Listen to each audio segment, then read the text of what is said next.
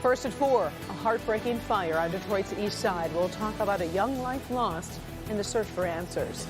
Prosecutors and defense attorneys battle for hours in the Derek Chauvin murder trial. We have key closing arguments and an update on where things stand right now. And believe it or not, Ben is tracking some April snow. Can you believe it, Karen? Raindrops for the drive home tonight, but by Wednesday morning's commute, that's when we're looking at snow. We'll tell you how much to expect right now. First at 4. Live from downtown Detroit, home of WDIV and Click on Detroit, Local 4 News First at 4 starts now. Good afternoon, everybody. I'm Karen Drew. First at 4, we are following a heartbreaking investigation after a small child is killed in a house fire. It happened on Detroit's east side about 11:30 this morning on Camden Street near Chalmers. That child who died was about 6 months old, according to family members. So far, we don't know much about the case, but crews say the fire started in one of the bedrooms. We're told firefighters ran into the home, but when they found the child, it was too late. Fire was confined to a back bedroom, bedclothes, that type of thing there. They found the infant on the floor. The infant was suffered severe burns, and the infant was deceased at that point. Crews are waiting for medical examiners to remove the body. No other injuries were reported. We have a crew talking with investigators this afternoon, and we'll bring you an update when you join us tonight at 5. Less than 12 hours after a fatal police shooting, Detroit's police chief releases new dash cam video. Chief James Craig says a 27-year-old man launched an attack on officers who were investigating a multiple shooting situation on Detroit's west side. That gunman was not involved in the original crime, but Craig says he approached the crime scene and then fired a single shot at police at McNichols and Ward Avenue. He then led police on a chase, speeds of up to 100 miles an hour all over the city. It ended up at 8 Mile and Gratiot. Police say dash cam video shows the gunman once again firing shots at officers. They fired back, saying video shows he was still holding a .40 caliber Smith & Wesson as he went down. Clearly, this was a suspect that we had to apprehend. Clearly, he was focused on one thing and one thing only, to kill a police officer.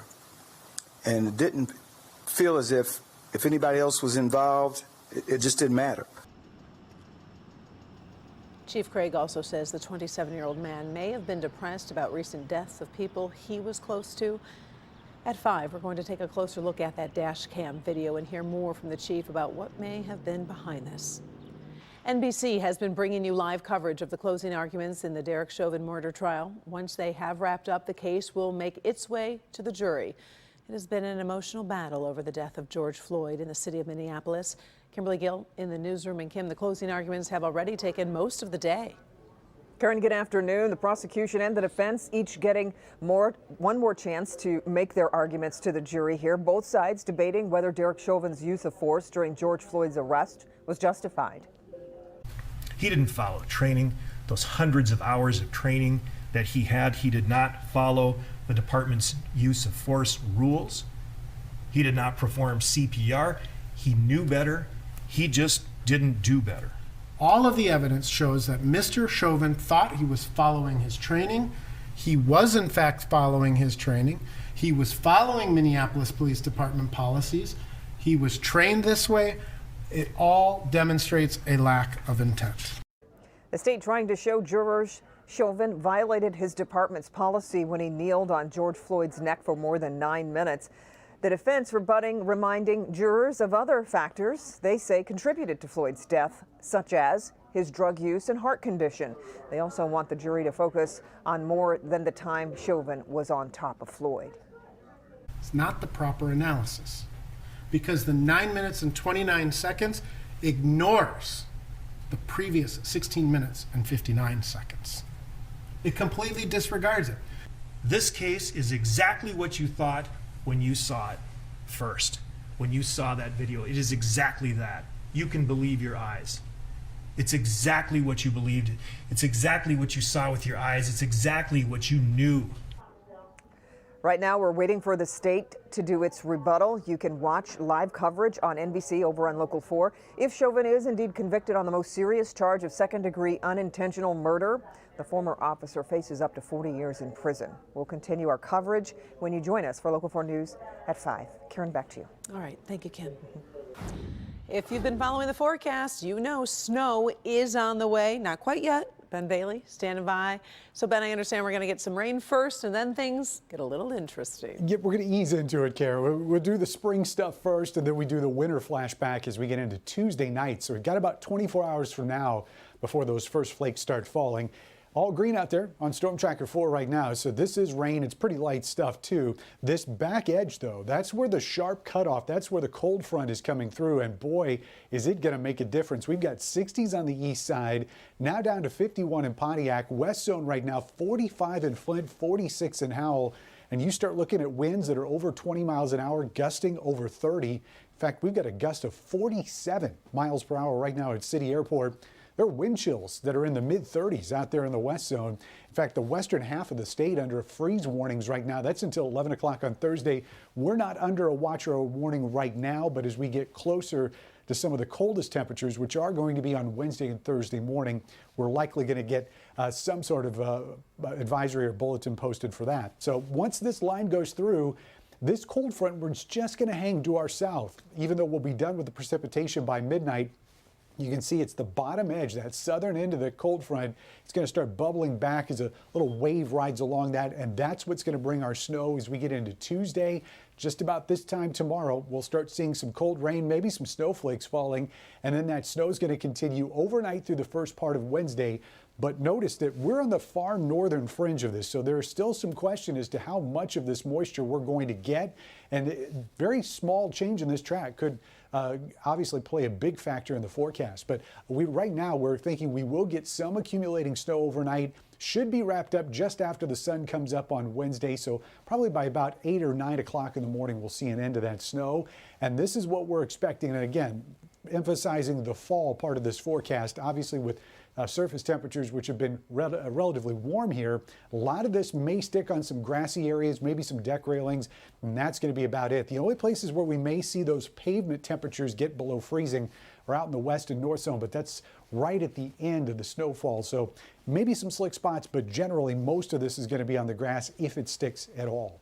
36 tonight for the overnight low. High temperatures tomorrow are going to 43. It's as good as we're going to get.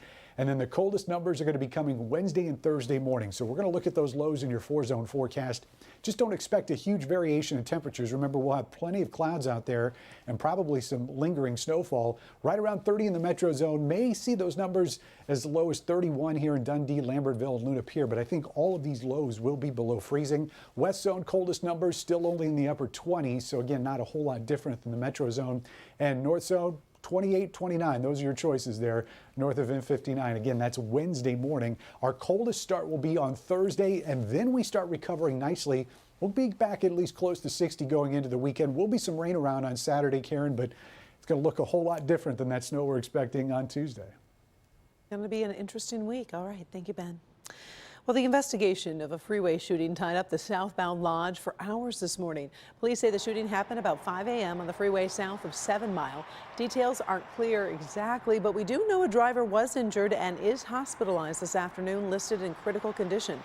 Local 4 crews spotted at least 25 shell casings littering the freeway. The southbound Lodge reopened about 11 a.m. Michigan State Police are investigating. We'll keep you posted. Detroit's mayor says he is seeing encouraging signs in the city as Michigan fights the latest surge of COVID-19. First, the numbers from the state, reporting more than 8,500 new cases over the past 2 days. Also, the latest 7-day positivity rate has dipped back to 14%. Plus, we've seen an additional 61 deaths. Mayor Mike Duggan says new cases have started to decline in the city from 500 a day to 300. He also says hospitalizations are still high, but have started to flatten. Duggan says Detroiters are taking steps to flatten that surge and is hopeful about a better summer.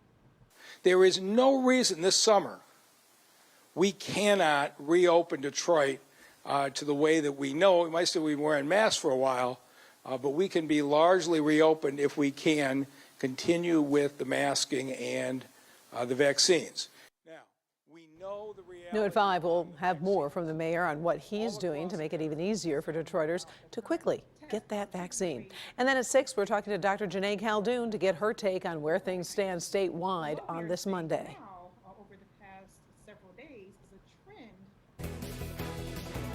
All right, thank you so much for joining us for this online edition of First at 4.